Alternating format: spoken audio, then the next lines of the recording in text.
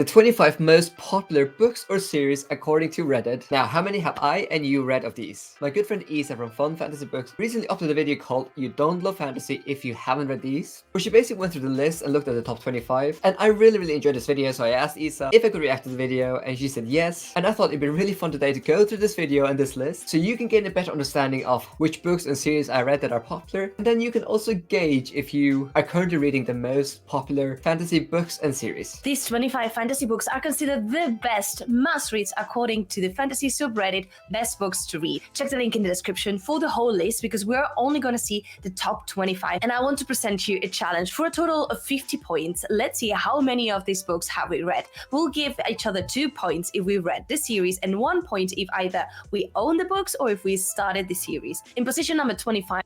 Okay, so hopefully that makes sense. If you're the whole series, you get 2 points. If you own the book or if you started the series, you get 1 point. Okay, let's get into spot number 25. We have The Expanse by James S.A. Corey.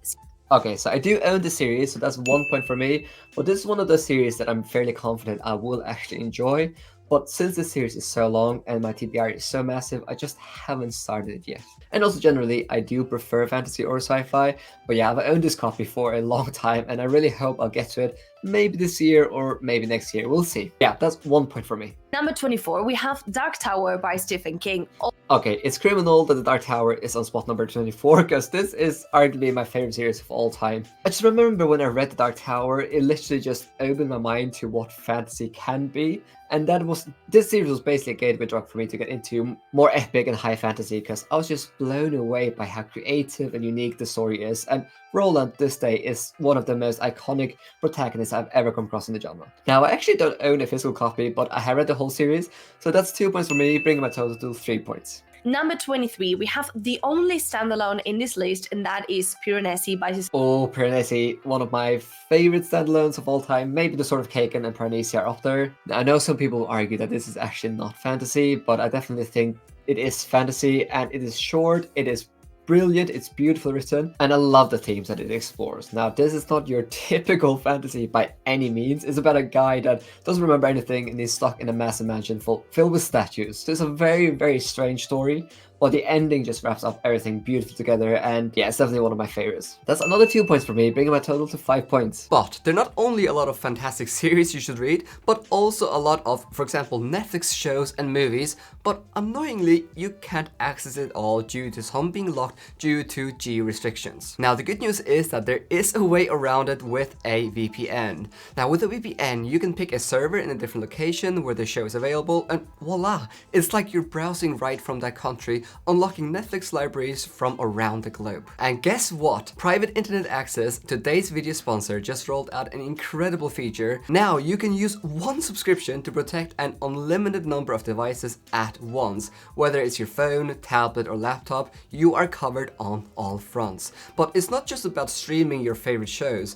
I mean, in today's world, hackers on the same Wi-Fi network can easily snatch your personal data, including passwords and photos, but it is here where private internet access really shines. It encrypts your internet connection with a world-class server infrastructure, making your information virtually impenetrable. Moreover, private internet access offers the option to change your IP address to 91 countries or any of the 50 states. I mean, this means you can access region-restricted content, services, and websites from anywhere in the world. For example, did you know you can watch Dune if you're located in the UK? So if you had private internet access, you could just change your location to the United Kingdom and then you could watch Dune right before you go to the cinema and watch Dune Part 2. So why wait?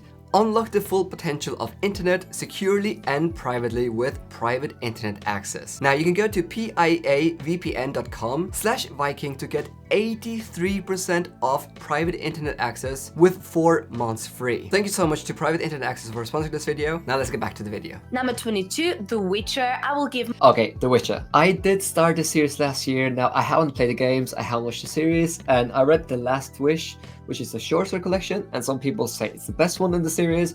I know not everyone agrees on that one, but a lot of people say that Last Wish is the best one. And I'm not sure if it was the translation or the writing style, but I just could not get into the series at all. I struggled so much. I didn't connect with any of the characters. I felt the short story collections was it was okay, but most of the stories I didn't find that interesting. And when you have such a massive TBR and you don't really enjoy the book that a lot of people say is the best one, it doesn't really make you excited to continue. So unfortunately for now, this is a DNF and I'm not really sure if I'll ever continue. But that is one more point for me. Number 21, we have The Locked Tomb. Okay, The Locked Tomb, that's very interesting. I'm surprised that this is so high. I suppose the Reddit list does look at the series that are popular right now and doesn't really take into account like legacy and stuff like that. Now, I've heard great things about The Locked Tomb, but I've also heard that it's quite confusing, and yeah, a lot of people hate it, a lot of people love it, but it's one of the series that has been on my radar for a long time, but I just haven't gotten around to it yet. So that is the first 0 points for me. Number 20, we have The Earthsea Chronicles by Ursula K. Le Guin. Alright, so I read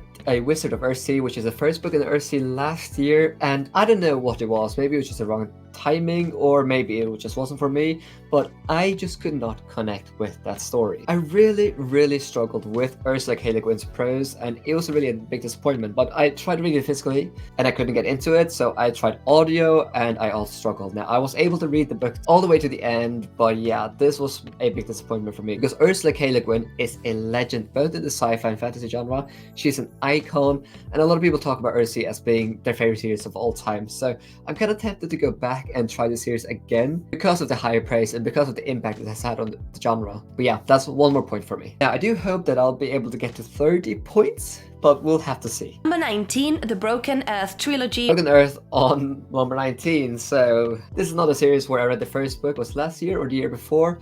Now, the concept and the execution, I really appreciated the story, but I just didn't connect with it. I think N.K. Jemisin's exploration of themes and the uniqueness of the story was so interesting, and I do really appreciate this work of literature, but I just didn't connect with it. And most people say that the 5th season, book 1, is the best one in the trilogy, and from there it goes downhill. Now, if you don't really connect with the first book, again, similar to The Witcher, and people say that's the best one, then it doesn't really make you excited to read the other books. And again, my TBR is massive, so yeah, I don't think I'm going to continue this one, but that's another point for me. Number 18, Motherboard's Diaries. Okay, what's going on here? It is a bit of a rough streak. Now, I read the first 2 novellas in the Murderbot Diaries, and I've just come to realize that I don't enjoy humorous adult fantasy or sci-fi. I mean, whenever a book is marketed as a hilarious or humorous or entertaining kind of story, I just almost always do not enjoy it. And I mean, the concept of Murderbot is okay, but I didn't think that Murderbot as a character was that incredible, and I really don't understand the hype for this one. But yeah, that's another point for me. Let's move on to the next one. Number 17, we have Cradle by Will. Okay, what's going on here? Okay, I also started Cradle last year. I read the first 2. The first book, Unsold, I thought was alright. I gave it 3 stars, and I was like, okay, this is the first one in the series. I'll read the second book. Soulsmith, I believe what it's called. Oh, that was one of my biggest disappointments of the year before, so it wasn't last year, the year prior. I just could not connect to a single page in book 2. Now, a lot of people say that book 3 is where it gets really good, but when you nearly, I don't want to use the word hate, but when you didn't really enjoy a single page in book 2 and you struggle a bit with book 1, I really don't think that book 3 is going to be for me, which is again a massive disappointment because I know how popular this series is. It is massive in the indie community, and I know it's now getting an adaptation from the Kickstarter. I really wanted to love this series so badly, but yeah, the first 2 books they were not for me, and I've decided to DNF the series. But that's another point for me.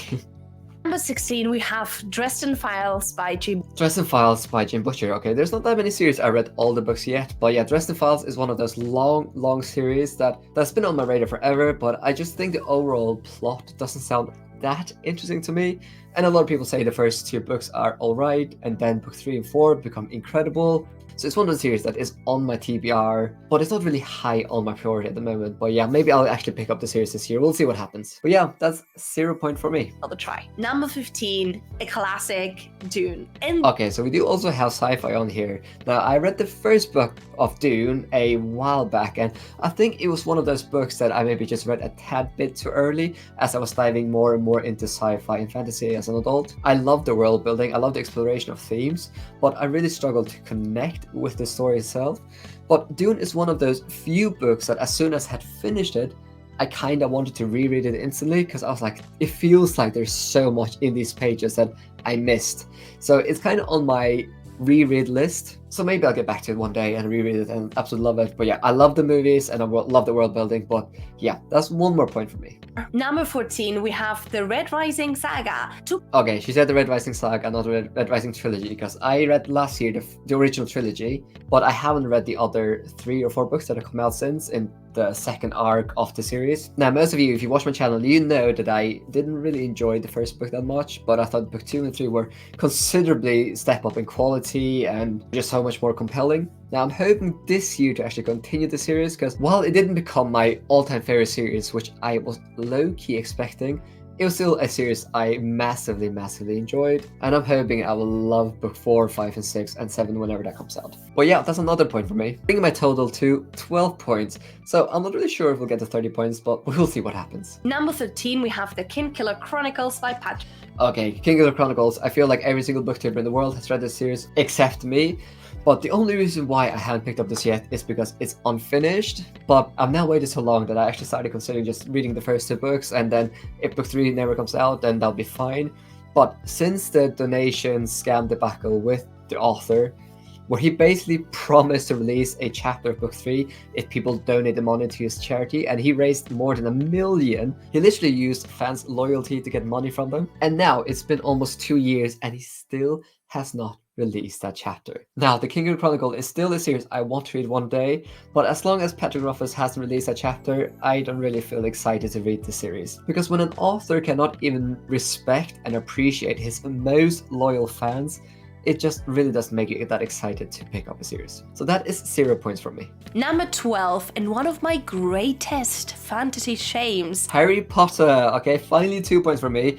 This is arguably the first fantasy series I read. I read it in my teenage years. I absolutely loved it. I think that J.K. Rowling is an incredibly storyteller, such a good, unique plot, and yeah, this is so nostalgic for me. Now, I only read the series once. I know a lot of people in my age group at that point just read the series again and again and again, and I probably could have done that, but yeah. I read the series once, absolutely loved it, and it definitely gave me one of my first tastes of fantasy. So yeah, even to this day, I would still recommend Harry Potter, especially to readers that enjoy YA fantasy. I think they're great, and I also think the movies are pretty great as well. Number 11, The Gentleman Bastards by Scott Lynch. Okay, Gentleman Bastards. So last year I started the series and I read Lies of Loch Lamora, which is the book 1 in the series, and it instantly became one of my favorite books of all time. I loved basically every single page in that book. It was a 5 out of 5 star read for me. I just love a good underdog. I love when a motley crew comes together and tries to pull off something impossible. It has a heist element. The writing style, I mean, the prose just absolutely slaps. I thought the pacing was great. The politics were brilliant. I loved everything. I loved this novel. Now, the only reason why I haven't continued the series yet is because Scott Lynch, he's taking his time with book 4, and I think there's also a book 5, 6, and 7 planned. But yeah, it's been, 11 years since book 3 came out, and we're still waiting for book 4. So I'm definitely planning on continuing the series this year, but hopefully we'll hear something about book 4 soon. But yeah, that's 1 more point for me. Position number 10, we have the Greenbone Saga by Fon. Greenbone, okay, this definitely prioritizes like popular works at the moment, so I think that's really interesting with this list. But yeah, the Greenbone Saga, I do own them here. It's one of my favorite trilogies. I've even read the 2 novellas that came out later on. I basically loved every single word that Fonda Lee has written in this series. It's one of my all-time favorites, and it's just so unique and fresh, isn't it? It's an Asian-inspired gangsta family Godfather kind of drama with brilliant politics, interesting family dynamics. But yeah, I absolutely love the series. It's one of my favorites, and if you watch my channel, then you very well know that. But yeah, 2 more points for me, bringing my total to 17 points. So I'm not really sure if we'll get to 30, but let's see. Number 9, in a story that I am hoping to get to read soon, we have Malazan, the Book of the Book of the Fallen. Oh, if you watch my channel, then you know I've made like 3 or 4 videos where I basically talked through my experience of reading book 1 and half of Dead House Gates. Now, I have tried this series twice, and basically I DNF'd it at halfway through Dead House Gates twice. So yeah, I have a long story with Malazan. I kind of wanted to love the series because everyone talks about the series as being either the greatest series of all time or a series that has changed their lives, and so on and so on. And I just really wanted to love it, but yeah, I just cannot connect with the characters, and I think that's my main issue. I kind of feel tempted to give the series another try. I'm not sure what's wrong with me. So maybe this year, as also the Broken Binding is releasing new special editions, I might dip my toes back into Malazan. We'll see, but yeah, that's one more point for me. Number 8, Discworld by Terry Pratchett. Okay, Discworld by Terry Pratchett. If a lot of people get 2 points here, I'll be very, very surprised. Now, I read 3 or 4 Discworld novels, and while I have enjoyed Mord, I actually really enjoyed Mord, I really struggle with Terry Pratchett. And it comes back to the same point I made earlier, is that if a novel's intention is to be humorous, then it's very rare for me to enjoy it, and that was very much the case with Discworld. I just couldn't connect with it because Terry Pratchett is so over the top with his humor. Now, I do really respect Terry Pratchett as a legend, and I think he was arguably the best absurdist fantasy writer we've ever had in the genre. But yeah, unfortunately, this series is just not for me. But yeah, one more point for me, bringing my total to 19 points. Fun. In position number 7, we have The Realm of the Elderlings by Robin Hobb. Okay, so I read 10 books in the series so far, and I think there's 17 or 18 if you count the novella, I think, as well. So I cannot give myself 2 points, even though I read seriously a lot of books in the series. But yeah, I recently started Rainbow Chronicles, which is the 4th book in the series out of 5. And yeah, the first book, I really enjoyed it. And yeah, Realm of the Elderlings is one of my all-time favorite series. I love it. I think Robin Hobb is a genius when it comes to doing characters and also prose. This year, I will finish Rainbow Chronicles, and then next year, I'll probably read the last trilogy in the series. But yeah, one more point for me. Number 6, we have Wheel of Time by Robert Jordan. Okay, 2 points for me, and this series is absolutely massive. It's 14 books plus 1 prequel novel, so yeah, absolutely long. But yeah, one of my favorite series of all time. I know a lot of people love to hate it, a lot of people hate to love it, if that makes any sense. It's massively popular, but it has a lot of issues. But yeah, I also mentioned The Dark Tower, Mistborn, and Wheel of Time are the series that got me into fantasy as an adult, and this series will always hold a special place in my heart. I think Robert Jordan, when it comes to world building, magic system, and character arcs, they're still to this day some of the best I've come across in the genre. But yeah, 2 points for me, bringing my total to 22 points, so I'm getting close to 30. Number 5, we have Mistborn by Brando Santo. Brando Santo. Now, I read everything Mistborn, even Era 2, so I'm not sure if she only is referring to the trilogy. But yeah, 2 more points for me. Again, as I just mentioned, it's one of the series that got me into fantasy, so I absolutely love the series. I think it's the perfect starting place if you want to get into fantasy, maybe specifically adult fantasy, because it can really be appreciated by YA fans and adult fans, and yeah, this series is like a gateway drug to the cosmere. It is so good. But yeah, 24 points, let's go. Number 4, A Song of Ice and Fire by George R.R. Martin. Okay, A Song of Ice and Fire. Now, I only read the first 2 books, and I actually read these books before I started BookTube and before I really started reading fantasy as an adult. So I literally think I was just too young when I picked up the series, and it's one of the series that I want to start all over again. But again, since it's unfinished and we have no idea if we'll ever get books 6 and 7, I'm taking my time with these. But yeah, I think that when I get back to the series and I will just start it from book 1, it'll probably become one of my all-time favorite series because it has all the elements of a fantasy I would love. And I do remember, even though I was young, that I did enjoy book 1 and 2. I probably just didn't fully get to appreciate it because I was just a tad bit too young. Number 3, First Law Trilogy by Joe Abercrombie. Okay, she said First Law Trilogy, so I'm not sure if it's supposed to cut the universe, because I still need to read Red Country and Sharp Ends, the short story collection. Otherwise, I read 8 books in this universe, and yeah, it's one of my favorite series. You can actually see here, I have all the books here, and they're all signed, and some are signed and numbered. And a good friend of mine, he actually gifted me the numbered edition from Curious Kings. So yeah, I love the series, and I've actually met Joe Abercrombie a couple of times, and I'll be seeing him again next month at Golan's. So very excited. One of my favorite series. I think Joe Abercrombie is just a very clever writer. Like, the way he writes dialogue is incredible. Some of the best characterizations in the genre. And if you enjoy Grimdark, then I'm sure that you have gotten this series recommended to you 50 billion times. So yeah, I will take the 2 points. Number 2, we have The Middle-earth Universe by Tolkien. Also, okay, she said the Middle-earth Universe, but I haven't read Silmarillion, so can I give myself 2 points? I read Hobbit and the original trilogy. I will give myself 2 points. I'm not sure. You can tell me if I'm wrong here. I feel like that's what most people think when they think about Middle-earth. And there's just so much out there. Like, if you want to read everything that's been published in the Middle-earth universe, I don't think many people are going to have it. But yeah, an icon of the genre. A series I also read when I was very young, so it's definitely one I need to reread. But yeah, that's 2 more points for me, bringing my total to 29. So let's see what the last series is. Hopefully, I will get at least 1 point. Position number 1, we have Stormlight Archive. Okay, I promise you, I did not know that I would get 30 points, but I read the first 3 books in Stormlight Archive, which means that I literally finished with 30 points. How strange is that? I promise you, I didn't look through this before. I was hoping for 30 points and I literally got 30 points. That is crazy. But yeah, I recently finished Oathbringer like last month, so I'm planning on reading Rhythm of War in May or June, so I'm ready for Stormlight Archive 5, which I'm very hyped for. Definitely one of my favorite series of all time. And yeah, I feel like if you watch BookTube, you've heard about Stormlight so often. But yeah, those are the 25 most popular books or series at the moment. Let me know how many points you got. I'm really happy with 30 points. It definitely, I think, proves that I do read quite a lot of modern stuff. But this year, I'm also hoping to read some more classics. For example, I want to finish Memories of a Red Thorn, and I also want to start Riftforge Saga. And potentially pick back up The Earthly Cycle by Ursula K. Le Guin. Now, if you want to know what my favorite trilogies are of all time, then I would highly recommend checking out this video. Thank you so much for watching to the end of this video. Now, if you want to support what I do here, then I do have a Patreon. Now, a reason why I created a Patreon was to find a new way to reinvest to the channel, because basically since I created my Patreon, I spent around 100% of my earnings to hire an editor to do a couple of videos for me a month. Now, since creating my Patreon, an editor has done more than 20 videos for me on my channel, so it makes a huge difference. Now, if you join my Patreon, you will also get some benefits. For example, you'll get a name in my videos like these guys. You'll also be able to join the exclusive Viking book club, where every month we read one book together, and you might be the one to put the book forward. This month we're reading this book, and next month we're reading this book. You also get to vote on my next read, get access to exclusive videos like a wrap-up or even book reviews, and so much more. But this is totally voluntary, but all support is much appreciated.